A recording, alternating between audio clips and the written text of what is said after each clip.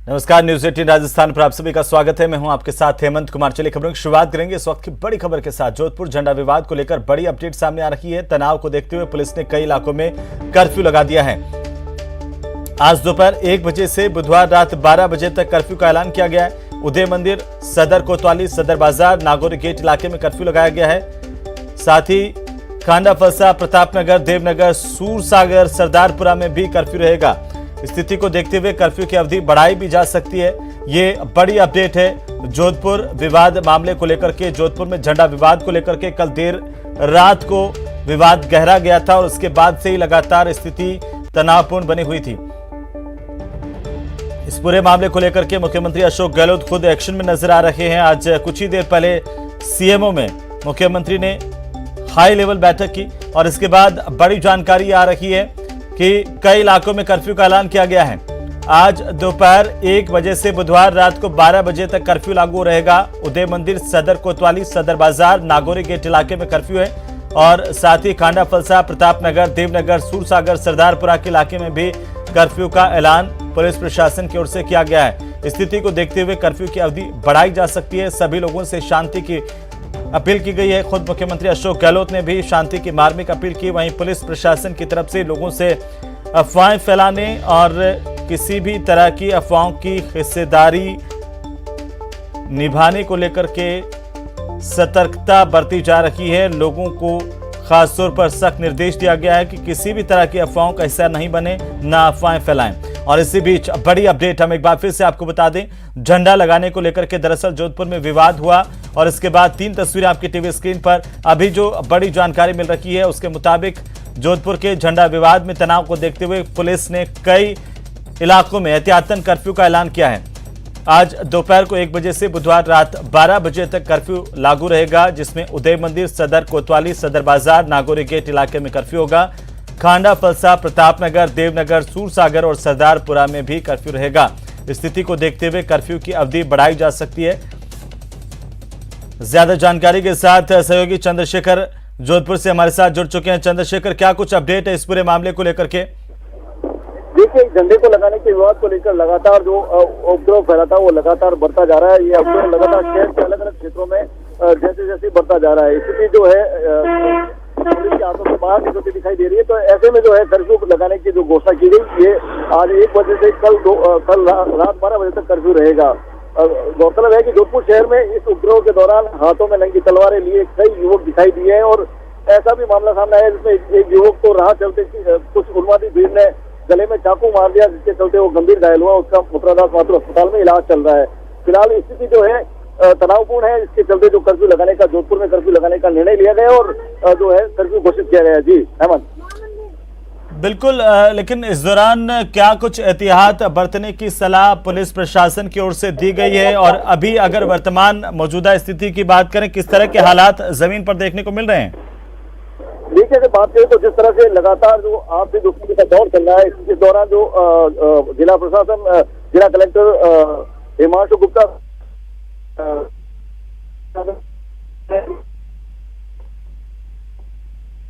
कांग्रेस विधायिका जो है मनीषा पवार सहित कई ऐसे नेता है जो लोगों के बीच जाकर लोगों से जो है शांति बनाए रखने की अपील कर रही है। लेकिन जहां एक और स्थिति कंट्रोल की जाती है तो दूसरी ओर दंगा बढ़ जाता है। तो इसके चलते कहीं ना कहीं पुलिस के लिए सरदर्द बना हुआ है, जिसके चलते ये कर्फ्यू का डिसीजन लिया गया है। जी बिल्कुल, कुछ ही देर पहले मुख्यमंत्री अशोक गहलोत ने हाई लेवल बैठक भी की और उसके बाद अब कर्फ्यू का ऐलान किया गया है। क्या सख्त निर्देश सरकार की तरफ से अधिकारियों को, पुलिस प्रशासन को दिए गए हैं?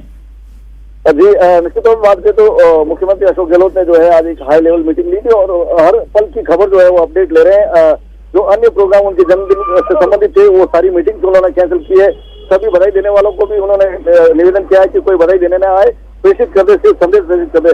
तो जो हालात जोधपुर शहर के उसको लेकर निश्चय जो है मुख्यमंत्री चिंतित है, जिसके चलते उन्होंने एक सख्त कदम उठाया है। जोधपुर शहर में कर्फ्यू जो है लागू करने की घोषणा की गई। अधिकांश थाना क्षेत्र में जो है कर्फ्यू लगाया। जी चंद्रशेखर, इस पूरे मामले को लेकर के भाजपा नेताओं की आक्रामकता भी देखने को मिल रही है। बयानबाजी लगातार जारी है और वहां पर मौके पर खुद केंद्रीय मंत्री भी पहुंचे हैं। क्या कुछ कहना है उस तरफ से? देखिए, भाजपा नेताओं का ये कहना है कि जब रात को ही बवाल हो गया था तो सुबह जो है भीड़ को इकट्ठा नहीं होने देना चाहिए था, लेकिन जो है के बाद एक बार फिर जो दंगा भड़का है कहीं ना कहीं एक जालूर गेट सर्किल जो है इसका मुख्य केंद्र बिंदु रहा है, जहां पर बाल मुकुंद बिरसा की मूर्ति पर जो ध्वज धार्मिक ध्वज लगाने को लेकर ये विवाद उत्पन्न हुआ था और इसको लेकर जो है पुलिस की कहीं ना कहीं जो सूचना तंत्र है वो मात खा गई, जिसके चलते ये विवाद इतना बड़ा है। भाजपा जो नेता है उनका कहना है कि पुलिस विफल रही है, पुलिस ने लाठीचार्ज किया है, जब आवश्यकता नहीं थी तब लाठीचार्ज किया, लेकिन जब सख्ती करने की आवश्यकता थी तब सख्ती नहीं की गई। इस तरह के आरोप जो है भाजपा नेता लगा रहे हैं।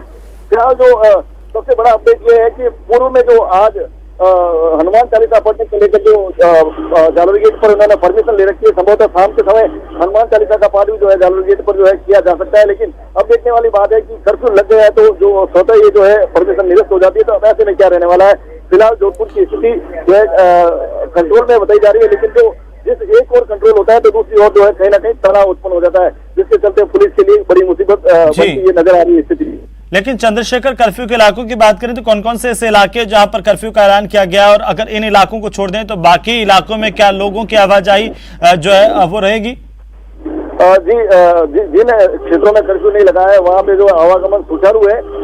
जिस क्षेत्र में हिंदू और मुस्लिम बेल्ट आसपास में है, ऐसे क्षेत्रों में जो है कर्फ्यू घोषित किया गया है ताकि आपसी तनाव न बढ़े। अब जो ये कदम उठाया गया इससे कहीं ना कहीं जो है जो लगातार जो स्थिति बिगड़ रही है उस पर जो है कंट्रोल करने में पुलिस को मदद मिलेगी। निश्चय ही जो है ऐसे कदम उठाने की आवश्यकता थी और वो कदम उठाया गया है। जी, मौजूदा स्थिति को लेकर पुलिस और प्रशासन ने क्या कुछ कहा है? देखिए, पुलिस और प्रशासन जो है लगातार जो इस उपद्रव को कंट्रोल करने को लेकर लगातार मीटिंगों का दौर जारी है, वीसी का दौर जारी है। इसके अलावा क्षेत्र में जाकर वे लोगों से समझाइश कर रहे हैं, लोगों को अपील कर रहे हैं कि जोधपुर शहर अपराध का शहर है, यहाँ पर इस तरह के हालात कभी होते नहीं है। ये आश्चर्यजनक बात है कि जोधपुर शहर में इस तरह के हालातों से लोगों को रूबरू होना पड़ रहा है, जहाँ पर सांप्रदायिक दंगे को लेकर जो लोगों को जो है सामना करना पड़ा है। तो कहीं ना कहीं फिर से वही जो आपसी मेलजोल का माहौल बनाने का प्रयास जो है पुलिस और प्रशासन जो है लगातार किया जा रहा है। चंद्रशेखर, खुद मुख्यमंत्री अशोक गहलोत ने भी मार्मिक अपील की और यह भी जानकारी दी है कि पुलिस प्रशासन को निर्देश दिए गए हैं कि असामाजिक तत्वों के खिलाफ कड़ी से कड़ी कार्रवाई करें, सख्ती से निपटें। क्या इसका असर वहां पुलिस प्रशासन पर देखने को मिल रहा है? जी, निश्चित तौर पर इसका सीधा असर जो है जोधपुर की धरती पर देखने को मिला है। यहाँ पर जो जितने भी जो दंगाई लोग हैं, जो भी सड़क पर उन्माद फैलाते नजर आ रहे हैं, उन पर जो है पुलिस सख्त कार्रवाई करती नजर आ रही है। जी बिल्कुल। और चंद्रशेखर, अगर इस कर्फ्यू के दौरान एहतियात की बात करें तो क्या कोई गाइडलाइन पुलिस प्रशासन की ओर से जारी की गई है लोगों के लिए? देखिए, फिलहाल जो कर्फ्यू का इलाका है वहाँ पर जो है पुलिस गाड़ियां जा रही है, लोगों को हिदायत दी जा रही है कि वे अपने अपने घरों में चले जाएं। लगातार जो है हिदायतें दी जा रही है, लोगों को समझाया जा रहा है कि कर्फ्यू चल रहा है तो कोई घरों से बाहर नहीं निकले। इसको लेकर जो है पुलिस लगातार जो लाउड स्पीकर लोगों पर समझा रही है। जी, एक बार फिर से चंद्रशेखर, क्या हमारे दर्शकों को आप बताएंगे कि कौन कौन से ऐसे इलाके जहां पर कर्फ्यू का ऐलान किया गया है? देखिए, अगर बात करें तो उदय मंदिर, नागौरी गेट, शिवाजी गेट, इसके अलावा खांडापलसा और प्रतापनगर, ऐसे कई इलाके हैं जहाँ हिंदू और मुस्लिम आसपास में रहते हैं। ऐसे बेल्ट है जहाँ पर हिंदू और मुस्लिम आसपास रहते हैं और तनाव होने का अंदेशा है। उन सभी जो है थाना क्षेत्रों में कर्फ्यू घोषित किया गया है और लोगों को ये अपील की गई है कि वे अपने घरों में रहे, किसी भी तरह की अफवाहों पर ध्यान न दें और शहर में शांति कायम करने का प्रयास करें। जी, लेकिन चंद्रशेखर, कर्फ्यू के साथ साथ इंटरनेट पर भी पाबंदी लगाई गई है। क्या इंटरनेट पर पाबंदी को लेकर के भी कोई आदेश जारी किया गया, उसे बढ़ाया गया है? क्योंकि आज शाम तक ही इंटरनेट पर पाबंदी थी, कल से जब पाबंदी लगाई गई थी।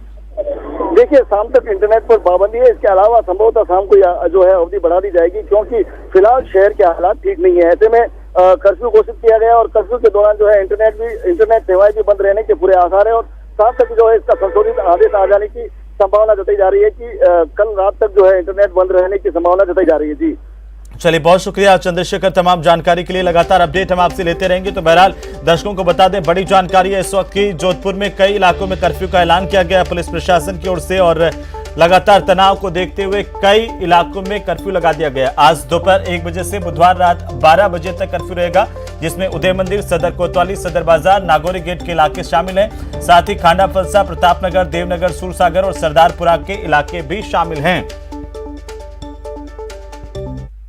तो वहीं मुख्यमंत्री अशोक गहलोत ने जोधपुर की घटना को दुर्भाग्यपूर्ण बताते हुए लोगों से शांति बनाए रखने की अपील की है। उन्होंने कहा है कि प्रशासन को हर कीमत पर शांति एवं व्यवस्था बनाए रखने के निर्देश दिए गए हैं। साथ ही असामाजिक तत्वों से सख्ती से निपटा जाएगा। ये जानकारी भी मुख्यमंत्री अशोक गहलोत ने दी है। वहीं सीएम गहलोत ने सभी राजनीतिक दलों से शांति कायम करने में सहयोग करने की अपील की है।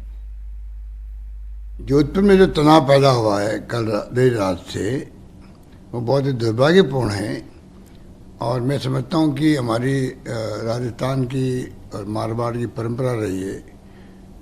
सभी समाज के सभी धर्मों के लोग हमेशा हर त्योहारों के अंदर भी प्रेम से भाईचारे से रहते आए हैं। मैं अपील करना चाहूँगा कि तमाम लोग शांति बनाए रखें और तनाव समाप्त करें, क्योंकि ये तनाव हिंसा का माहौल हित में नहीं है जोधपुर वासियों के भी। और जो लोग फिर भी ऐसे कोई तत्व एंटी सोशल एलिमेंट आते हैं तो सख्ती से निपटा जाएगा। ये मैंने पुलिस को निर्देश दे दिए हैं और समय रहते हुए मैं समझता हूँ कि सबको समझना चाहिए कि सब मिलजुल करके जो हमारा भाईचारा बनाए रखें। ये मेरी बहुत मार्मिक अपील है। कहना चाहूँगा चाहे कोई राजनीतिक पार्टी नेता हो कि जो राजनीति में कार्यकर्ता है या नेता है, जनप्रतिनिधि है किसी पार्टी का हो, पहला उसका धर्म होता है कि कैसे वो अपनी पार्टी के लोगों को, अपने मिलने वाले लोगों को, सबको संदेश करे कि किसी भी कीमत पर झगड़ा नहीं होना चाहिए, हिंसा नहीं होना चाहिए। और मुझे उम्मीद है कि इस परंपरा का निर्वहन करने के लिए तमाम पार्टी के लोग एकजुट रहेंगे। ये मैं उनसे। वहीं जोधपुर में बवाल का सीसीटीवी फुटेज भी सामने आया है। आपको बता दें कि जोधपुर में झंडा लगाने को लेकर के दो पक्षों में बवाल हुआ था। दोनों पक्षों में हुई थी पत्थरबाजी और इसके बाद इस घटना का वीडियो सामने आया है, सीसीटीवी फुटेज सामने आया। एक्सक्लूसिव तस्वीरें सबसे पहले सबसे तेज न्यूज 18 राजस्थान पर हम आपको दिखा रहे हैं। जोधपुर की घटना किस तरीके से हुई उसका पहला सीसीटीवी फुटेज सामने आया है। न्यूज 18 राजस्थान पर वो पहला सीसीटीवी फुटेज है इस घटना को लेकर के।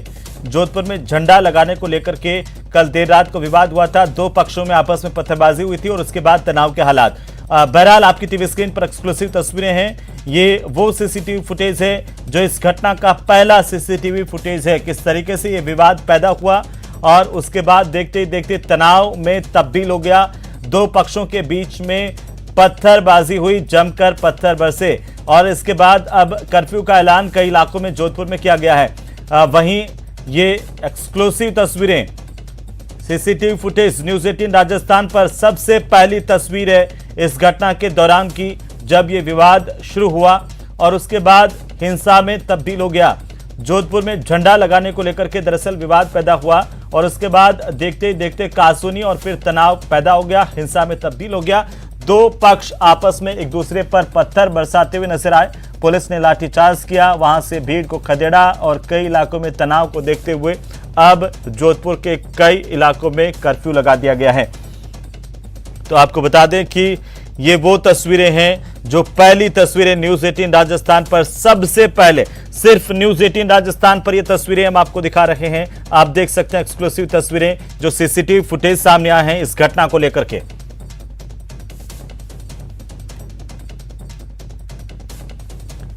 तो वहीं जोधपुर में झंडा विवाद को लेकर के भारतीय जनता पार्टी के प्रदेशाध्यक्ष सतीश पूनिया ने बयान दिया है और सरकार पर जमकर निशाना साधा है। सतीश पूनिया ने तुष्टीकरण की राजनीति करने के आरोप लगाए हैं। उन्होंने कहा है कि प्रदेश की कानून व्यवस्था खत्म हो गई है। पूनिया ने कहा कि सरकार दंगाइयों को संरक्षण दे रही है। साथ ही सतीश पूनिया ने कहा कि तुष्टीकरण कांग्रेस के डूबने का बड़ा कारण बनेगा। सीएम से जनता की सुरक्षा सुनिश्चित करने की अपील भी की गई है। यह बड़ी जानकारी भारतीय जनता पार्टी की ओर से बयान दिया गया है प्रदेशाध्यक्ष सतीश पूनिया ने।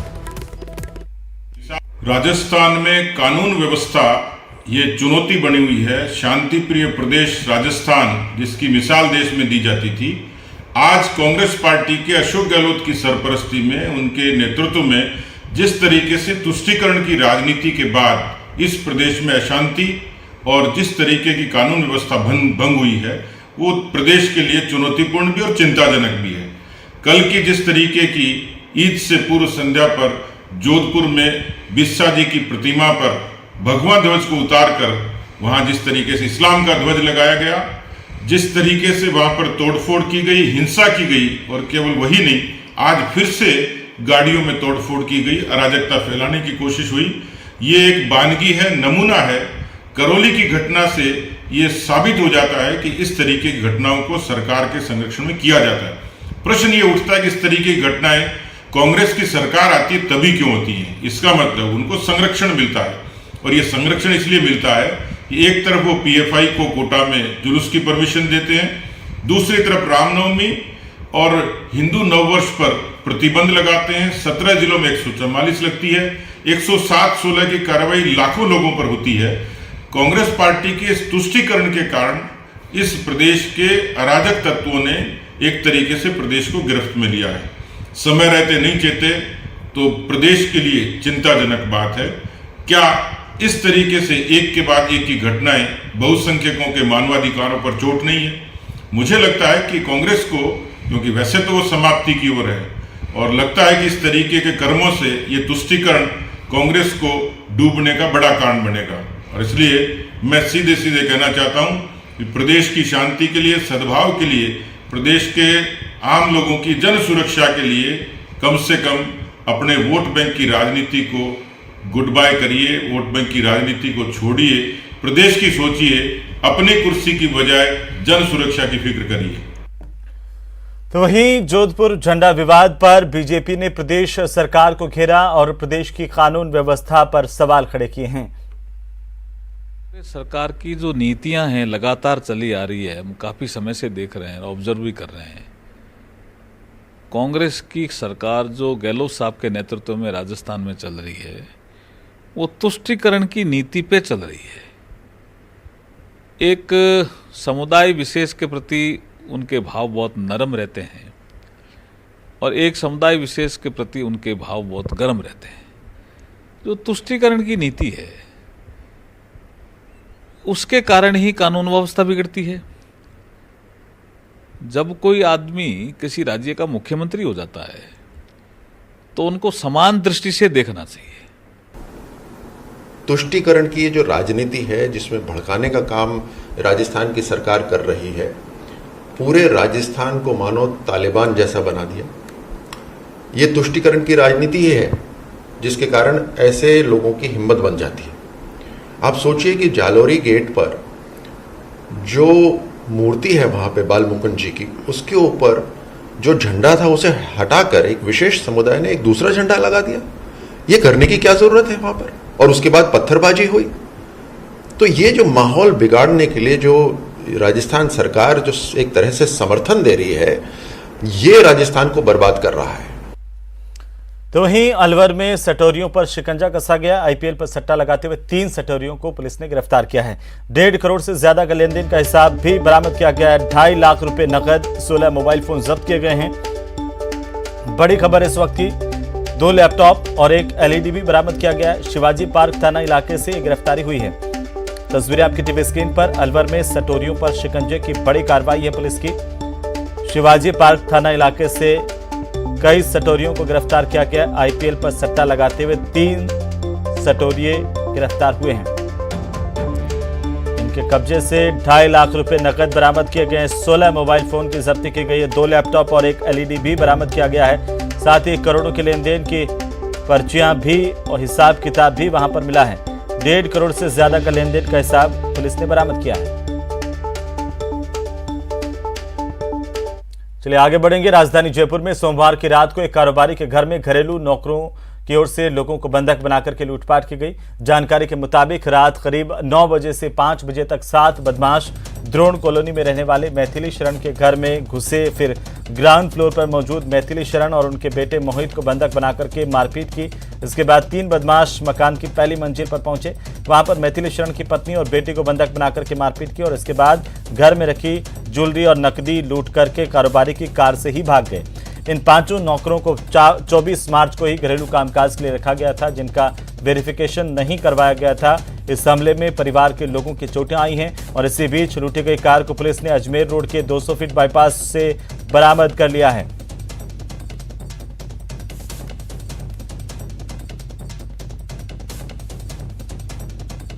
उधर अजमेर के किशनगढ़ में अज्ञात बदमाशों ने हथियारों की नोक पर मार्बल व्यापारी के साथ लूट की वारदात को अंजाम दिया है।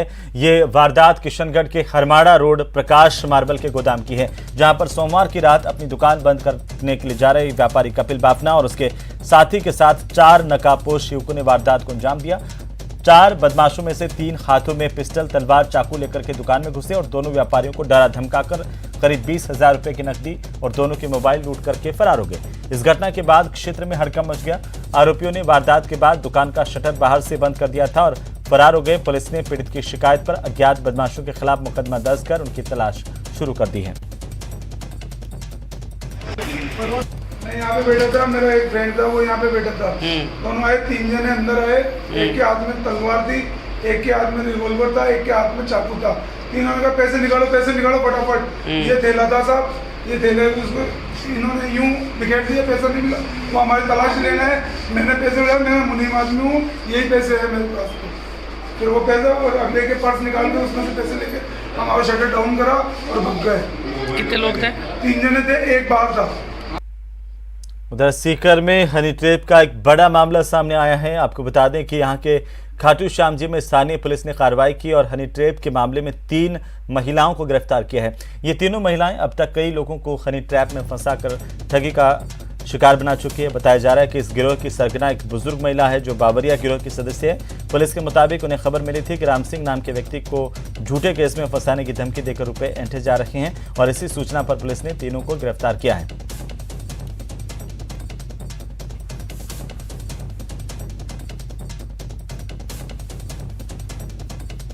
जाति की 3 महिलाओं द्वारा मुझे आपस में षड्यंत्र रचकर झूठे बलात्कार के मुकदमे में फंसाने की धमकी देकर मेरे से 2.5 लाख रुपए की मांग की जा रही है। बाद में 1 लाख रुपए में मामला तय हुआ। आदि रिपोर्ट पर जांच शुरू की गई। प्राप्त रिपोर्ट पे बावरिया जाति की 3 महिलाएं प्रेम देवी निवासी बधाल, नारंगी देवी निवासी सुंदरपुरा, सुमन निवासी धीरजपुरा चैनपुरा, उक्त तीनों महिलाओं को परिवादी से प्राप्त रकम के साथ कन्या पाठशाला खाटू श्याम जी के पास गिरफ्तार किया गया, जिनसे परिवादी से प्राप्त 1 लाख रुपए की रकम बरामद की गई। वापसी पर प्रकरण दर्ज कर अनुसंधान किया गया। आगे बढ़ेंगे। बूंदी शहर के लंका गेट इलाके में पुरानी धान मंडी पर रोड पर खुली हुई शराब की दुकान को बंद कराने की मांग को लेकर आज लोगों ने सड़क जाम कर दी और प्रदर्शन किया। इस प्रदर्शन में बड़ी संख्या में महिलाएं भी शामिल हुई थी। सड़क जाम की खबर मिलते कोतवाल सहदेव सिंह मीणा मौके पर पहुंची और वहां पर मौजूद लोगों से बात कर प्रदर्शन को खत्म करवाया।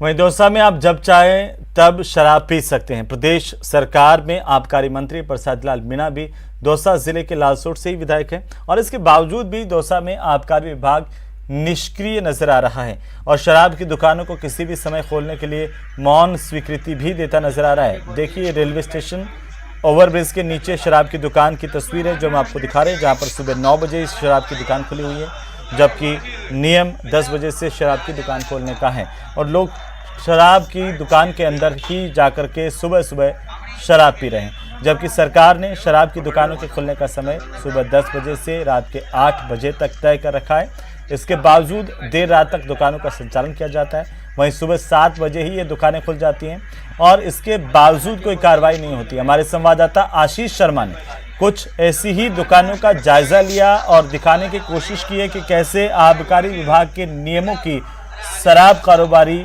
धज्जियां उड़ा रहे हैं।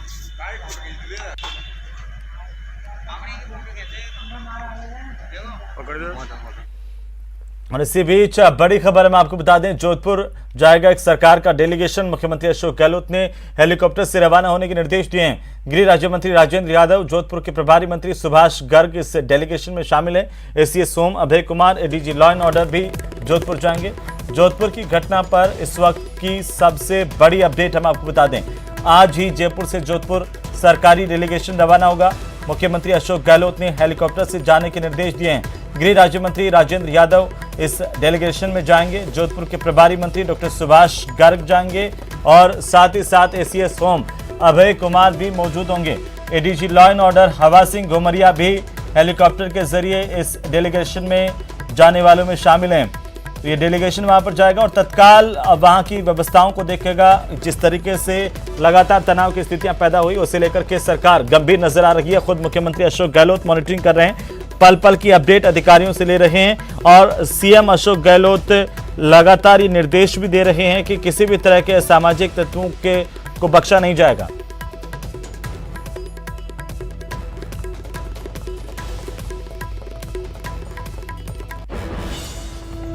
मीटिंग का सबसे पहले तो एक बहुत खेदजनक बात है कि आज त्योहारों का था और सबको सौहार्दपूर्ण तरीके से करना था। कुछ सामाजिक तत्वों ने जो कृत किया है रात से ही जो चल रहा है खेदजनक है और सख्ती से इससे निपटा जाएगा। जो भी समाज कंटक हैं जो इस तरीके के विवाद करते हैं, धार्मिक भावनाओं का दोनों ही पक्षों में जो भी होंगे उनके खिलाफ सख्त कार्रवाई का क्या डायरेक्शन दिए सर बैठक ली? बैठक में सख्ती करके जो भी इस तरीके के लोग हैं, चाहे वो किसी जाति धर्म के हों, उनके खिलाफ सख्त कार्रवाई करें और ज़्यादा ना हो इसके लिए कुछ एरियाज में कर्फ्यू भी लगाएं। तो मुख्यमंत्री अशोक गहलोत ने हाई लेवल बैठक ली थी, उस बैठक में निर्देशित किया है। ज्यादा जानकारी के साथ हमारे सहयोगी दिनेश शर्मा फोन लाइन पर मौजूद हैं। दिनेश, क्या कुछ अपडेट है जोधपुर के मामले को लेकर? मुख्यमंत्री ने कि तत्काल प्रभाव से हेलीकॉप्टर लेकर दल वहां पर पहुंचे और 4 लोगों का ये दल वहां पर पहुंचेगा। गृह राज्य मंत्री राजेंद्र यादव इसमें शामिल हैं। इसके साथ ही डॉक्टर सुभाष गर्ग जो प्रभारी मंत्री हैं जोधपुर के, वो जाएंगे। इसके साथ ही गृह विभाग के जो एसीएस हैं अभय कुमार और लॉ एंड ऑर्डर के जो एडीजी हैं हवा सिंह घुमरिया, ये 4 लोग अब से कुछ ही देर में यहाँ से निकलेंगे जोधपुर से और वहां पर जाकर जोधपुर में जाकर स्थितियों का जायजा लेंगे। वहां पर जाकर ये जो दल है ये अलग अलग पक्षों से बात करेगा। इसके साथ ही अधिकारियों के साथ मीटिंग करेगा, पूरी घटना को समझेगा और लंबी मीटिंग चली है, तकरीबन 2 घंटे मीटिंग चली है मुख्यमंत्री अशोक गहलोत की अध्यक्षता में। और ये निर्देश दिए हैं, मुख्यमंत्री काफी संजीदा हैं इस पूरे घटनाक्रम को लेकर और ये निर्देश दिए है कि भले ही दोषी किसी भी समुदाय से हो, धर्म से हो, उस पर कड़ी कार्रवाई होनी चाहिए और सख्ती से सरकार इस तरह के मामलों से निपटेगी। किसी को भी प्रदेश का माहौल खराब करने की इजाजत नहीं दी जाएगी। और मीटिंग से निकलने के बाद गृह राज्य मंत्री राजेंद्र यादव ने ये कहा है कि धार्मिक उत्सव त्योहार जब हैं तब इस तरह की घटना बहुत ही दुर्भाग्यपूर्ण है, लेकिन जिस तरीके से राजनीति इसे लेकर शुरू हो गई है वो थमनी चाहिए और इस तरह की घटना पर राजनीति नहीं करनी चाहिए। तो भाजपा पर भी उन्होंने निशाना साधा है। जी दिनेश, बहुत शुक्रिया तमाम जानकारी के लिए। बड़ी अपडेट यह है जोधपुर झंडा विवाद को लेकर के कि सरकार की तरफ से एक डेलीगेशन जाएगा जिसमें गृह राज्य मंत्री शामिल होंगे, ACS home, ADG law and order भी शामिल होंगे और तुरंत प्रभाव से इस डेलीगेशन को हेलीकॉप्टर के जरिए जोधपुर जाने के निर्देश दिए गए हैं। बहरहाल इतना ही, नमस्कार।